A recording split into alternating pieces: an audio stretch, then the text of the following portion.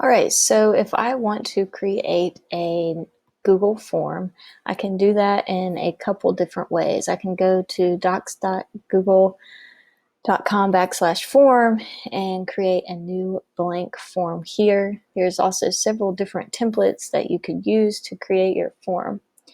If you're creating a quiz, of course, you could use this blank quiz right here. You can also do this in Google Classroom by creating quiz assignment.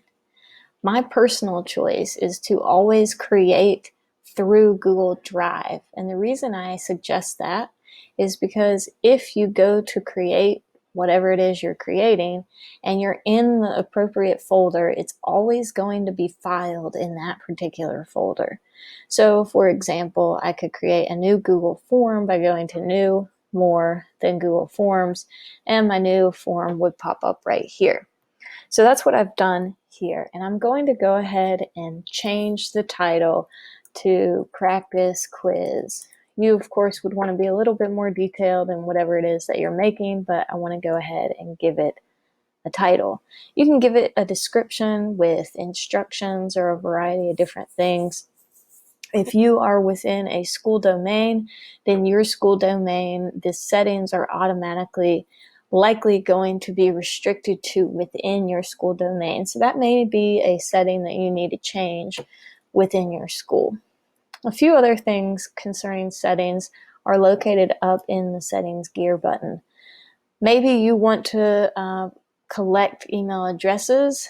Again, depending on your domain, that might be something that is automatically already collected, but it is certainly something you want to check if you have not already done so. You want to make sure that is checked if you need those email addresses. You also may want to restrict the usage to your domain, restrict to one response. You may or may not want to allow people to edit after submission. One thing I would not suggest doing, unless this is like if you're using this for an actual quiz or anything along those lines, I would not suggest doing this summary chart. You do not want to do that for an actual Google Forms quiz. Also, you wouldn't want to do that for edit after submit. So in terms of presentation, these are items, the way that the form literally looks, where you can give a progress bar to students. You can shuffle question order depending on what you're trying to achieve. Lastly, you want to make sure that you are clicking the word quiz. If you had created a quiz assignment over here in Google Classroom, that would have been something like already turned on, but you want to double check in all cases to make sure that it is turned on if you intend to make this a self-graded Google form. If you are working with Chromebooks, this is a really nice feature where you can turn on a locked mode, which means that if the respondent is taking this quiz, they can only be on this particular quiz, no other applications, no other tabs. That's a really nice feature. The other thing, if you are doing some type of quiz or online assessment, I would suggest doing later after a manual review rather than immediately allowing people to receive their answers. So you'll save those settings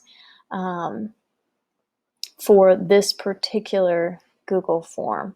Another thing you may want to do, and these are things connected to your account on Google Forms, and that is to go to the additional options here and then press Preferences. Again, these preferences are things that are set with your account in Google Forms, not necessarily in this individual Google form. So for my account, I have that you always collect email addresses, that is a default setting for my Google Forms. I also like to default that all questions are made required. If I unchecked that, then this button down here would not, I would have to manually go in and click required for every single question.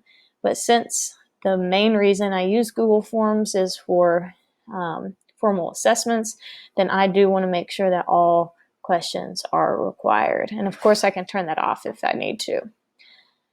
The last thing that you likely want to do, because it's just going to save you time later, is to make a default quiz point value. If you don't have this checked, Google Forms is going to default to 0. And so I would suggest, depending on whatever it is you want the default to be, to go ahead and set that in preferences, because again, it'll save you time later. Again, it's something that can be changed within each individual question, but when you are adding a new question, those will just be the defaults. So you'll always press save there.